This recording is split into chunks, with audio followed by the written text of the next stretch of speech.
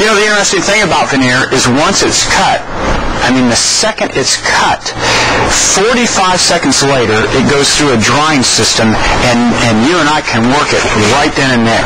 They dry it to about 6% moisture content, a little bit drier than solid wood. And with veneer, because they've dried it so dry, this is a piece that's probably at 6 or 7% right now, and you can see it's a nice flat piece. But with burl veneer, when they take it that dry, it becomes very wrinkly and very blistery, and it looks like it'd be pretty difficult to work.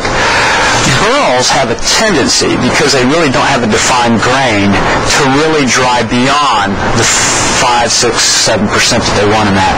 This particular piece here, probably right now, is in the neighborhood of 3 or 4% moisture content. And what happens when it gets to be that dry, when veneer is that dry, it becomes very, very brittle, and it just shatters on you. And obviously, we can't work it when it's that brittle. At the same time, so we don't want it to get too dry when we handle it ourselves. And you can do that by rehydrating it. I'll talk about that just real quick in a second. At the same time, we don't want it to get too wet. If veneer gets wet, it will mold. And with hardwood, when it gets wet and molds, you just send it to the planer and plane it off. But here, a little bit of mold on this side will contaminate all the way through to this side. So it'll completely ruin the piece of veneer. So too dry, it becomes brittly. Too wet, it'll mold. So veneer isn't like hardwoods. When we get it in our hands, we have to store it differently. We have to handle it differently. And the other thing about it is it tears really easy. But because veneer does tear so easy, and because it's so thin, it's very easy to repair. And where every one of these splits are, if I go back through and retape it together and repress it, you'd never know. But some handling things that we need to understand. First of all, whenever you get veneer in, it's a good idea to go through and take tins. So usually, when you see guys who are selling veneer, it has some kind of craft paper tape or tape on the ends. Once you've taped off the ends of the veneer, it won't tear on us anymore. So it's a good idea to tape it off.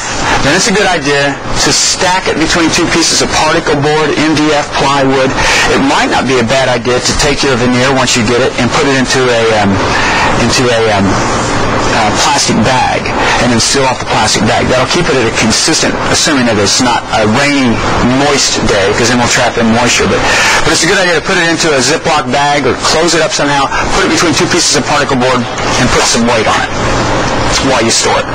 If by chance it dries out too much, it can still be saved. If it molds, it can't. How can we save it? There's a combination of different materials. It's a combination of white glue, water, denatured alcohol, and glycerin. And between those four things, the glycerin helps to soften the veneer and makes it hygroscopic. The white glue gives it strength and causes it to be flat and smooth. The water and the alcohol have other purposes, and I'm not going to get into that right now. But what it does is it can take a piece that's as wrinkly and as bubbly as you just saw, and I'll hand this around. This is a piece of burl, and you can feel how smooth, and you can certainly see how flat it is. That's because it's been treated. And right now, even though it's probably as dry as this piece was, the glue that's left on the surface gives it some strength. So there are ways to flatten the veneers, but there are not ways to bring it back if it molds.